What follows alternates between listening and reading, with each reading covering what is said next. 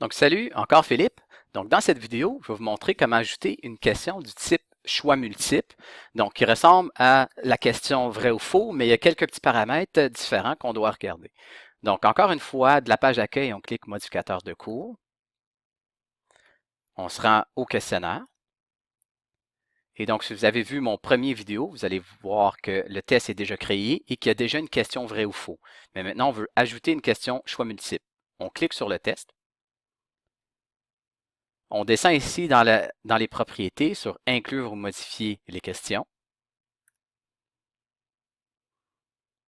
Et ensuite, on voit que ma première question est déjà là. Pour créer une nouvelle question, évidemment, nouvelle. On va cliquer ici sur question à choix multiple. Texte de la question, évidemment, on rentre le texte ici.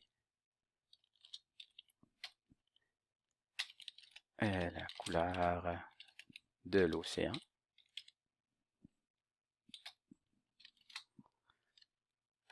Donc, évidemment, par la suite, on rentre nos différents choix et on sélectionne quel parmi ces choix est la bonne réponse. Donc, si on choisit ici, comme ça, à la droite, on voit ce que l'étudiant va voir lors du questionnaire. OK? Est-ce qu'on veut afficher aléatoirement les questions ou les choix, je veux dire? Oui ou non? Et le pointage. Donc, ici, si c'est un peu plus complexe, on peut donner 2 points au lieu. Dans les options, si on clique là, est-ce qu'on veut ajouter une rétroaction suite à la réponse de l'étudiant?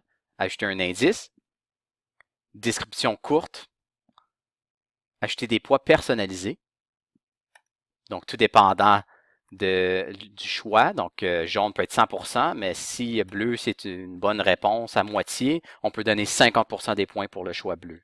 Mais en temps normal, si on revient ici, juste un choix de jaune donne 100% des points et les autres choix donnent 0. Donc, dans les options, c'est ça. Et l'énumération, donc si on veut vraiment que à côté des choix, on voit l'énumération, on peut choisir et les différents types qui sont disponibles sont là.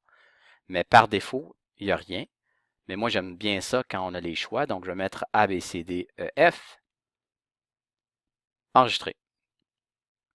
Donc, maintenant, on voit qu'une nouvelle question est là, que le type, c'est un choix multiple et que le poids est maintenant à 2 à place d'1. C'est tout.